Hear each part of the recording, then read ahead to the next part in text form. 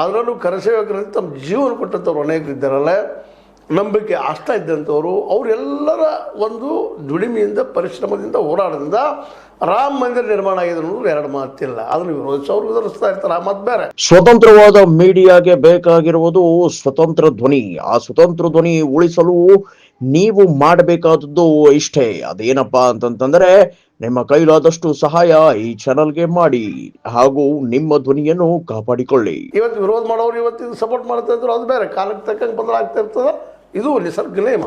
ಅದೇನೂ ಇರಲಿ. ಇವತ್ತು ಬಂದಿದ್ದೇನಪ್ಪ ಅಂದ್ರೆ ಚಂಪತ್ ರಾಯರವರು ಮತ್ತು ಅವ್ರ ಜೊತೆಗಾರ ಒಬ್ಬರಂತಲ್ಲ, ಅವರೆಲ್ಲರೂ ಕುಡ್ಕೊಂಡಿದ್ದು ಮಾಡಿದ್ರಲ್ಲೇ ಜೊತೆಗಾರ ಪಾತ್ರ ಅಷ್ಟೇ. ಯಾಕಂದ್ರೆ ಒಬ್ಬ ನಿರ್ಮೋಹಿಯ ಇದ್ದಂತಹ ಚಂಪತ್ರಾಯರ ಕೈಯಲ್ಲಿ ಒಪ್ಪಿಸ್ತಾರಪ್ಪ ಅಂತಂದ್ರೆ ಮೋದಿಯವರು ಅವ್ರ ಬಗ್ಗೆ ಒಂದು ಒಳ್ಳೆಯ ಭಾವನೆ ಅವ್ರಲ್ಲಿ ಇರಲೇಬೇಕು. ಆರ್ ಎಸ್ ಎಸ್ಗಳು ಒಳ್ಳೆಯ ಭಾವನೆ ಇರಲೇಬೇಕು. ಅದಕ್ಕಾಗಿ ಆರ್ ಎಸ್ ಎಸ್ ನಾವು ನೋಡೋದು ಒಂದು ಆದರ್ಶವಾಗಿ ನೋಡ್ತಾ ಬಂದಿದ್ದೀವಿ ಇಲ್ಲಿವರೆಗೆ. ನಾವು ವಿಚಾರ ಒಪ್ತೀವಿ ಅಂತ ಇದರ ಅರ್ಥ. ಅದರ ಆದರ್ಶ, ದೇಶಭಕ್ತಿ ಎಲ್ಲರೂ ಬಿಂಬಿಸಂತ ಒಂದದು ಸಂಘಟನೆ, ಅದರಲ್ಲಿ ಎರಡು ಮಾತಿಲ್ಲ. ಆ ಸಂಘಟನೆ ಇವ್ರು ಬಂದಾರಪ್ಪ, ಇವರು ಒಳ್ಳೆಯವರು ಅನ್ನೋದು ಸಾಮಾನ್ಯ ಭಾವನೆ. ಆದರೆ ಇವತ್ತು ಆದಿದ್ದು ಏನಿದೆಲ್ಲ, ನೂರಾರು ಕೋಟಿ ಅಲ್ಲ ಸಾವಿರಾರು ಕೋಟಿಗಳ ಅವ್ಯವಹಾರ ಆಗಿದೆ ಅನ್ನುವಂಥ ಮಾತನ್ನು ಕೇಳಿದಾಗ ಯಾರಿಗೋ ದಿಗ್ಭ್ರಮೆ ಆಗ್ತದೆ.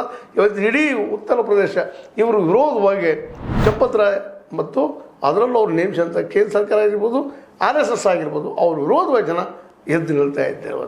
ಇವತ್ತು ವಕೀಲರ ಸಂಘ ನೋಡ್ರಲ್ಲಿ ಅಯೋಧ್ಯ ಅಲ್ಲಿಯ ವಕೀಲರ ಸಂಘ ಇವತ್ತು ಪೂರ್ಣ ಪ್ರಮಾಣದಲ್ಲಿ ಈ ಆಸ್ತಿ, ದೇವರದ ಆಸ್ತಿಯನ್ನು ಕಬಳಿಸುವಂಥ ಈ ಜನರು ಇದು ತೆಗಿಲೇಬೇಕು.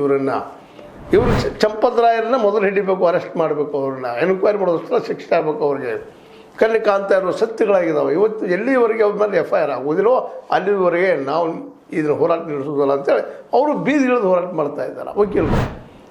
ಜೋರು ನಡೆದ್ರೆ ಇವತ್ತು ಇಡೀ ದೇಶ ತುಂಬ. ಇನ್ನು ವಿರೋಧ ಪಕ್ಷಗಳಂತ ಕೇಳೋ ಆಗಿಲ್ಲ. ಯಾಕಂದರೆ ದೊಡ್ಡ ಅಪರಾಧ ಸಿಕ್ಬಿಡ್ತು ಇವತ್ತು. ಕಾಂಗ್ರೆಸ್ ಆಗಿರ್ಬೋದು, SP ಅವ್ರಿಗೆ ಆಗಿರ್ಬೋದು.